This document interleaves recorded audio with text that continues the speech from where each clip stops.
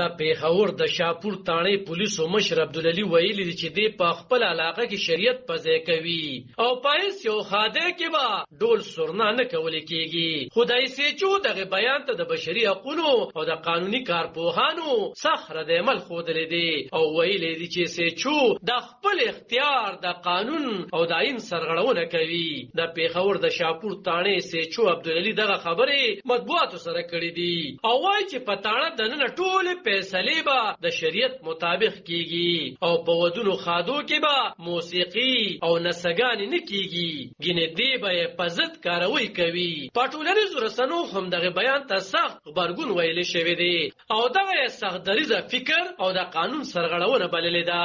د پیښور هایکورټ قانونپوه شفیع حسین ګیګیاني وایي چې د پاکستان آئین او قانون د شریعت سره سم دی او د دې نه پورته خپل حکمونه په ځای کول د آئین خلاف ورزي ده او باید چې د پولیس SHO په ضد د کاروي وشي.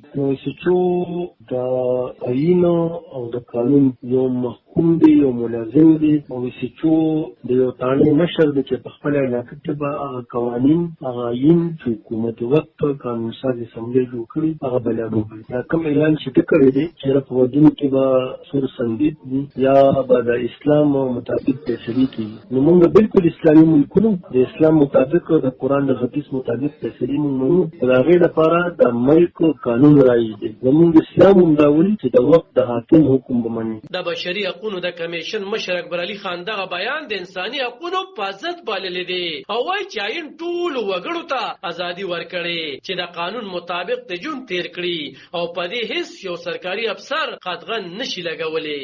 په دې حوالې سره چې موږ دا خو لکه دې ته هیڅ قانوني جواز حاصل نه دی او کوم خبرو ته چې قانوني جواز حاصل نه او د انسانیت د انسانانو په آزادو د هغوی شعري ازادیانو د هغوی په کلتوري حقونو په دغه باندې قدغن لګولی کېږي نو دا د انساني حقوقو خلاف ورزي ده او ریاست چونکې د واحد ذمهدار دی د انساني حقونو په حوالې سره د فرد نو د هغه ته پکار دا دی چې د هغه ادارې چې فوراً په دې باندې خپل رد عمل ښیي.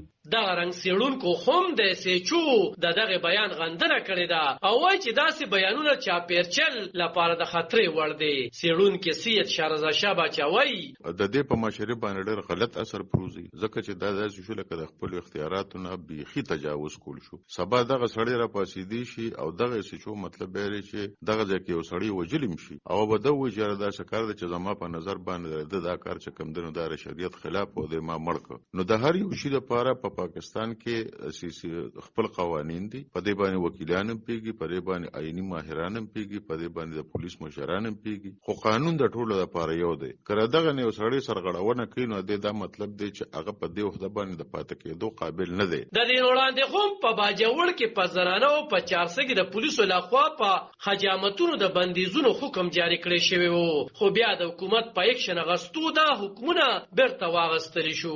خدای SHO شاپور په ضد دغه بیان ته هیڅ یو سرکاري چارواکي سره د عمل نه دی ویلي. علب خان شیرپو، دلبر نیوز، شاپور، پیښور.